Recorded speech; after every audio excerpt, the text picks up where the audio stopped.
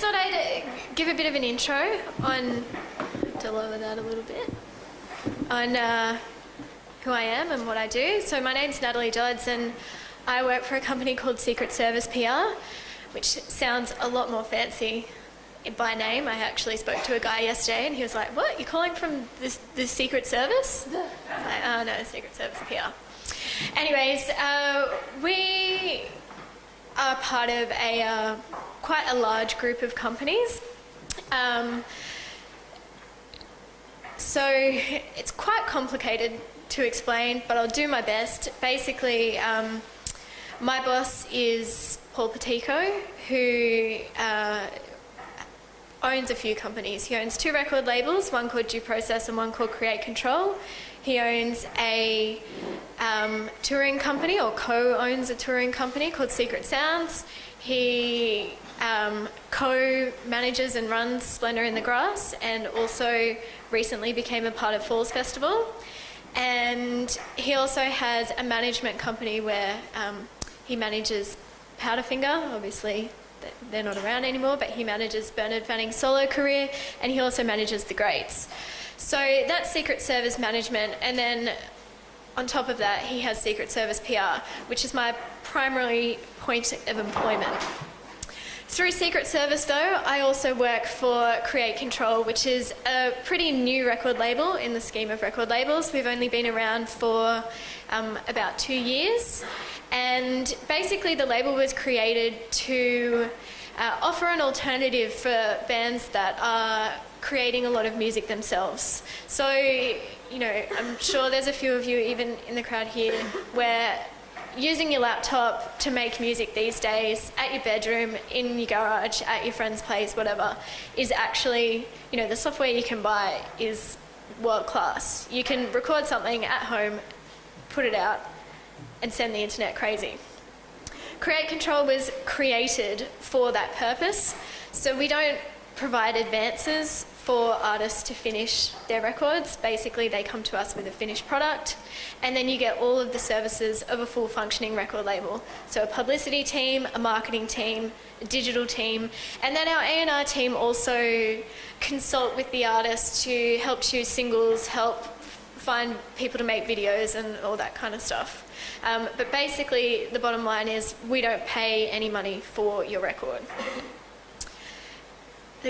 The upside of all of that is that the split of sales is much more appealing. So in a standard record label deal, it'd be an 80-20 split. 80% goes to the record label, 20% goes to the artist, and you would only start to get paid after you recouped the money that the label had spent on your behalf.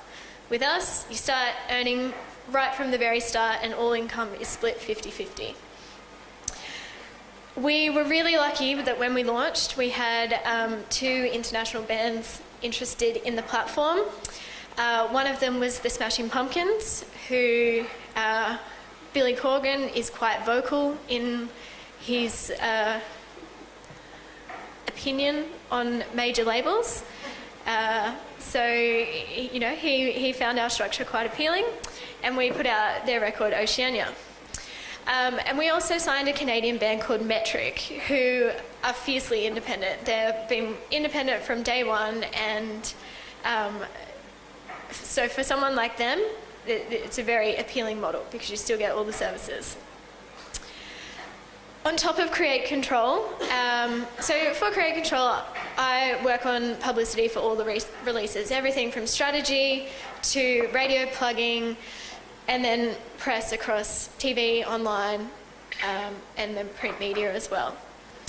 On top of that, we also have Secret Service PR, which is more of an agency as far as PR companies work. So we can bring in external clients. So, for example, last year I worked on Amanda Palmer's record. Actually, it was the year before.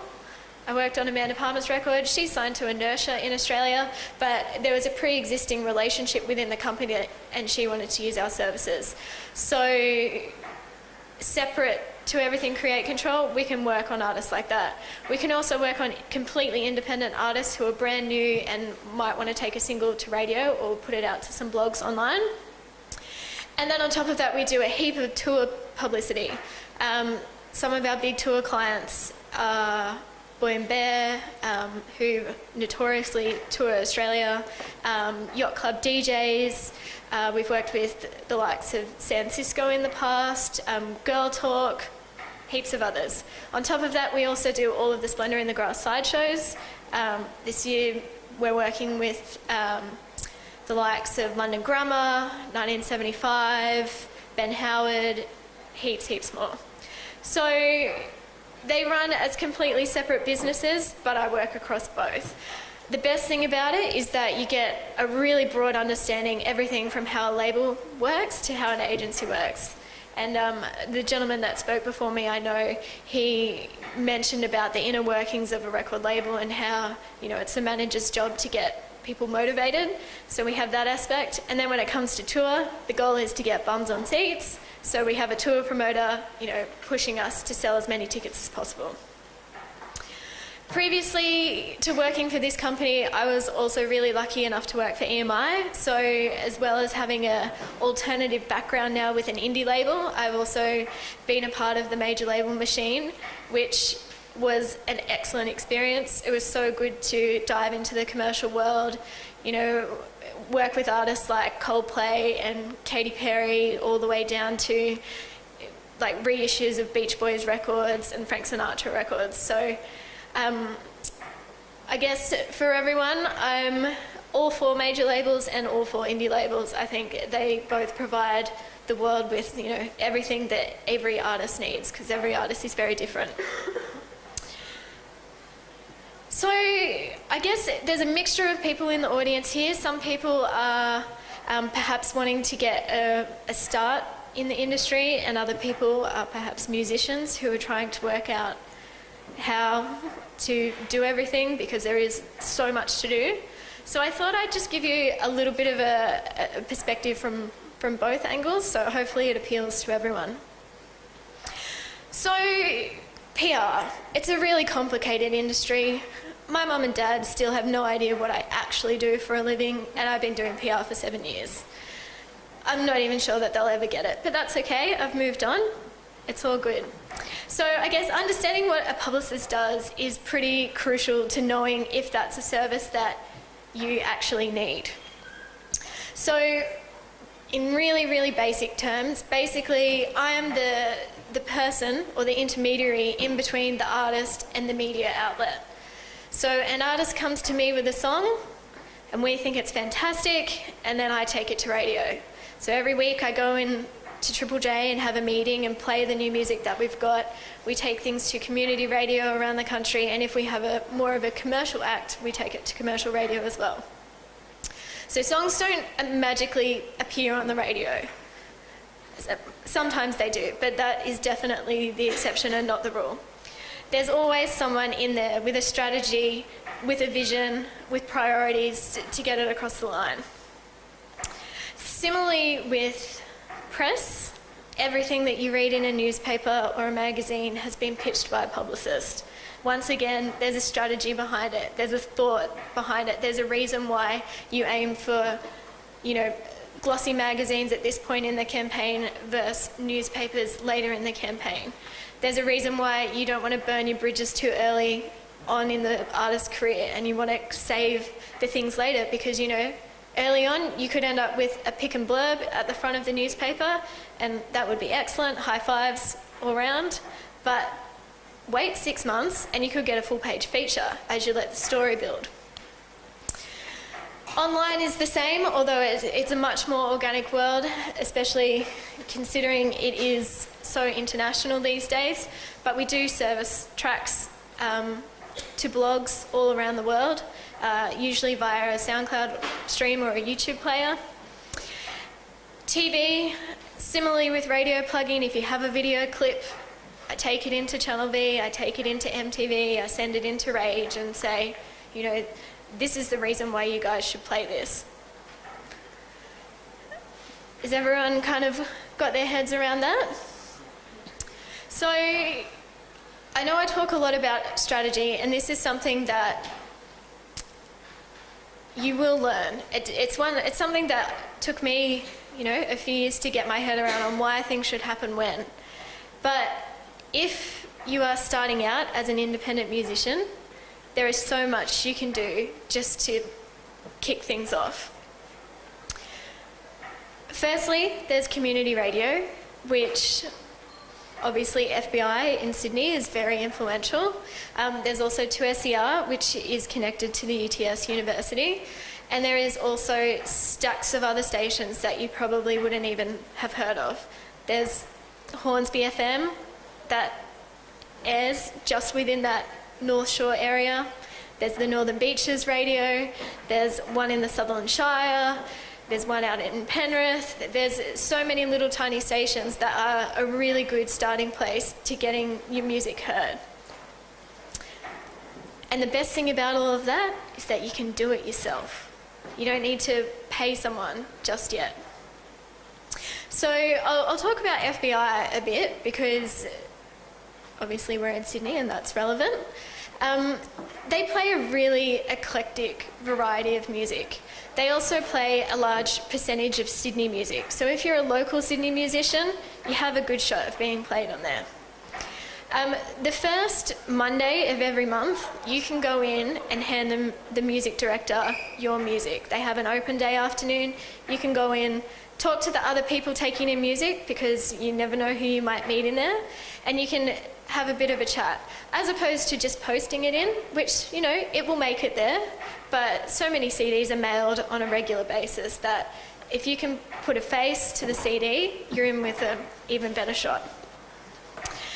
The other really great thing about FBI and community radio in general is that your production doesn't have to be amazing. If your budget only allows you to make something on your laptop or, you know, get a favour from a mate or something like that, you don't have to drop thousands of dollars on studio recording and mastering in order to get played on these stations. They understand that you are a developing artist and they want to help you get started, you know. FBI has a reputation for breaking Sydney bands, and I'm sure the very first track that all those bands took in wasn't amazing quality like what some of the stuff there is that they're doing now. So that's just Sydney. If you think about that in the whole of Australia, that's an absurd amount of radio stations that you can start exploring. Melbourne is an extremely populated radio market. There's 3 major community radio stations down there, 3RRR, PBS and SYN FM. PBS has very specialist play, so if you're in a jazz band or you're in a world music band or you're a hip-hop artist, there's something for you on that station. The last time that RRR did a poll of how many people listen, they actually had more listeners in Melbourne than Triple J. It's a very influential station down there, and it's very credible and very tastemakery. So if you're getting supported by there, it's as good as being supported by FBI. Outside of that, you have, you know, Radio Monash, which is another university station. Small time, but they're people that love music and they want to share it. Further to that, there's probably about 10 within 40 minutes of Melbourne CBD, all excellent stations. Adelaide, Perth, Brisbane, Northern Territory, Tasmania, they all have plenty of community stations. So I highly recommend that if you have some music ready to go and you're keen to put it out into the world, to start making some CDs and putting them in envelopes and getting them out there, or going into FBI and presenting it to them. On top of that, there is a service called AMRAP. We're very lucky in Australia that we have an Australian music service like this, and even as a record label, we use this service. Basically, it's a paid service. You upload your tracks to it and then they will service it to every community radio station in the country for you. Then each month you get a report of everyone who's picked it up, and then you can go and follow up with them directly and encourage them to play it more, offer them some CD or t-shirt giveaways, offer them some interview time, so you're really maximising whatever exposure you can get. Another great thing about that report is you can see that if you're getting played on, 3, 4, 5 community stations in Melbourne, maybe you should, put all your stuff in a van and drive down and do a show, because you're actually starting to get an audience. So AMRAP is amazing, and I highly recommend that everyone does it. The other great thing about AMRAP is that every week the music directors at the key community radio stations choose some tracks that they've discovered through AMRAP that they think are amazing.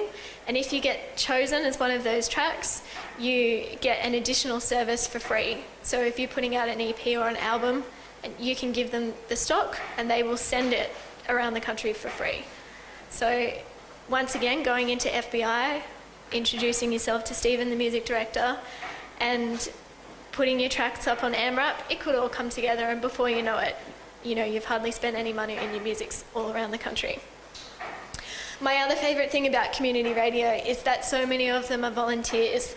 That means that the only reason why they do it is because they love music, they love new music, they want to discover things, they want to go out and go to shows. They're the people that tell 10 of their friends when they've found a really good track. They're the people that will share it on their social media. If they have a blog, they'll post about it.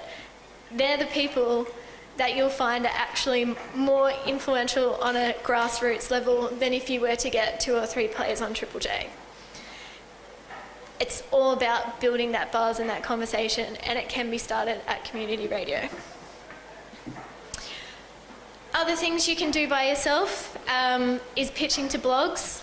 As I said, a lot of people that have community radio shows also write blogs. Why? Because they love music and they just want to share it with people. So pretty much every blog has an email address on their website that you can grab and send them your music. Send them a SoundCloud link, send them a short little bit of information about you, how you came about, if you're going to be playing any shows, any kind of information, get that through to them and ask them if they'll post it on their blog. Firstly though, do your research. If there's an artist that you like, have a little Google and see which media outlets are supporting them online. Don't hit up an electronic blog if you're a hard rock band. So make sure you know where you're pitching, but a lot of it you can do yourself. I've built my database, which has internationally about 3,000 blogs on it, purely just from Googling, finding email addresses, introducing myself, this is who I am, this is who I work with, do you want to get my press releases, let's keep in touch type stuff. If I can do it, you guys can totally do it as well. Street press is another thing. The editors love hearing from musicians themselves. They get sick of talking to people like me every day. So drop them a line. Let them know that you have a show coming up. Ask them if they'll put a pick and blurb in the local music section. It's always worth asking. The very worst they can say is no, and chances are if you do it the right way, they won't say no.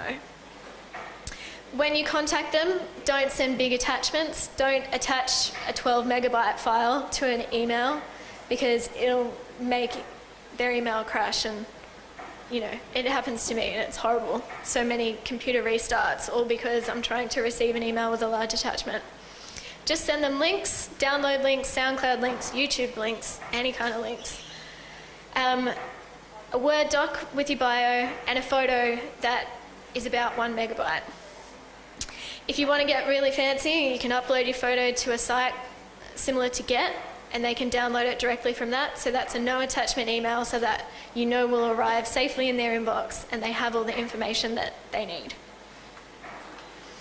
So if you start doing all of those little things, you'll slowly start to build up a conversation with these people, and you'll start to see results. You'll start to see more radio play, you'll get a few online posts, you'll get a pick and blurb in the street press, and when you combine that with your live touring agenda and your social media agenda, it will all start to fall into place.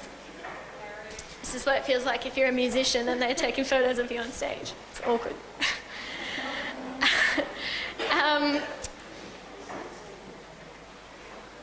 When it comes to the point that you've released some songs, you've had a bit of radio airplay, and you want to put out an EP or maybe even an album, at that point, once you feel like you've exhausted every single avenue yourself, that's the point where you should think, you know what, I might hire someone to do this, because that's the point where you'll start needing the strategy.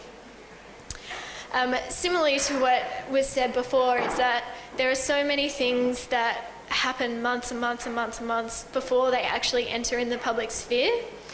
And when you start working with a publicist, that's what happens. I start working on things 6 months ahead of when, they will be released.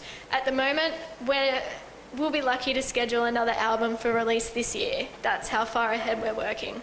We're working on things that are coming out in September, October. I know it seems totally ridiculous, and to me, it feels ridiculous as well, because it feels like you're almost just wishing away your years. Sometimes I need to remind myself that it's only May. But that's how the media world works. When you're talking about your monthly magazines, if you're a female musician, you've got a nice look going on, Vogue and Harper's, Yen, Rush, Frankie, they should all be on your target list. But the thing about those magazines is that they do them so far ahead of when they're actually released. In March, the first week of March, I locked in a story to run in July. At the moment, people are working on August and September issues of magazines. So that's how far in advance you need to be doing this stuff. And it's probably the point where if you are planning that far in advance and you are aiming for those media targets, then you probably should consider employing a publicist. The only thing is, though, that we come with a hefty price tag. So you'll either have to be playing some good shows to bring in a bit of cash, or selling a good amount of merch, or selling a good amount of music, or maybe you've been lucky enough to be rewarded a government grant. There's, plenty of ways to find the money, but you just need to be prepared to say goodbye to it for a few months.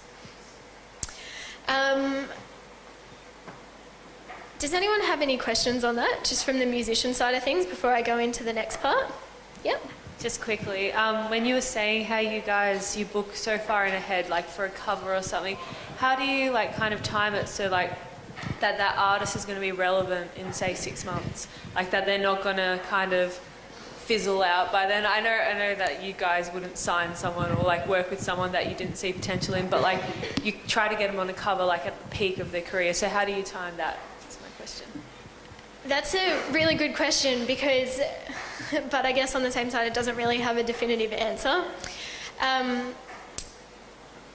Locking, covers in particular are locked in so far in advance, and basically, it is a bit of keep your fingers crossed and hope for the best that in, 6 months' time this artist is going to be peaking. Some of the things you can do to, I guess, guarantee this a little more,